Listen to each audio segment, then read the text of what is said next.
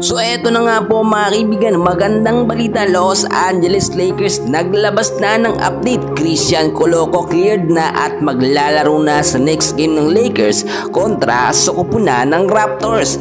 And bago yan kaibigan, huwag niyo po munang kakalimutan na i-like at i-subscribe ang ating YouTube channel and then pahita rin ng notification bell para ma-notify ko kayo sa mga susunod natin na mga Lakers update. Well mga kaibigan, nakikita naman natin so far ang nagiging problema ngayon ng Los Angeles Lakers, kaya nagkakaroon sila ng mga talo, especially nung last game nila kontra nga po sa koponan ng Cavaliers, 134-110. Kulang na kulang po kasi sa big man or sentro eto nga pong Los Angeles Lakers. Meron naman silang big man, ginagamit naman etong si Jackson Hayes, pero napaka-limited ng time ni hindi man lang po na ibababad. Kampante kasi etong si JJ Redick sa kanyang first 5 lineup, which is akala niya magiging sapat na yun, no? At magsusunod-sunod na yung pagkapanalo ng Lakers. Well, hindi sapat, no? At sinasabi ng ilang ginagawang big man itong si JJ Redick, etong si Anthony Davis at si LeBron James, which is hindi naman ganun ang laruan nila mga kaibigan, no? Power forward yan. So kailangan pa rin talaga ng Lakers ng legit na sentro o big man. Well, ang ganda naman ng update natin ngayon dahil nga po naglabas na ng update ng Lakers at nakasama na nga po sa practice etong si Christian Coloco, no? Nakita naman natin ang laki ng maiaambag ni Christian Coloco mga kaibigan.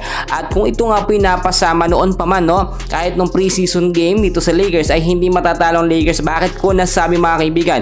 Iba ang mga laruan mga kaibigan nito nga pong si Christian Coloco, kaya nga po siya nabigyan ng 2-way contract ng Lakers dahil maganda at napaka-perfect fit niya. Nakatandem po nito nga pong si LeBron at ni Anthony Davis. And so far, kung mabibigyan siya ng mahabang minuto, mas magiging effective siya. Sa magiging next game po kasi ng Los Angeles Lakers kontra sa koponan ng Raptors ay kinakailangan mapasama na sa first 5 lineup eto nga pong si Christian Coloco. So, sino ang posibleng palitan mga kaibigan nito nga pong si Christian Coloco? Ayon na rin sa ating mga nakuhang updates, napansin natin, no, eto si Jackson Hayes ginagamit sa first quarter ng game.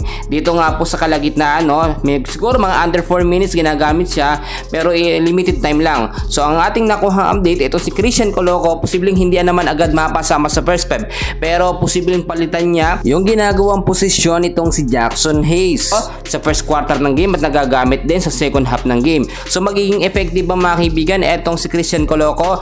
Well, para sa akin mga kaibigan, and so far dahil nga po na-clear na siya sa kanyang medical at pwede na siya maglaro, ngayon talagang gigil na gigil etong si Christian Coloco. At nakikita natin yung next game, napakalaki ng assurance. Etong Raptors hindi ito ganong kalakasan kung ikukumpara nyo sa Lakers, no.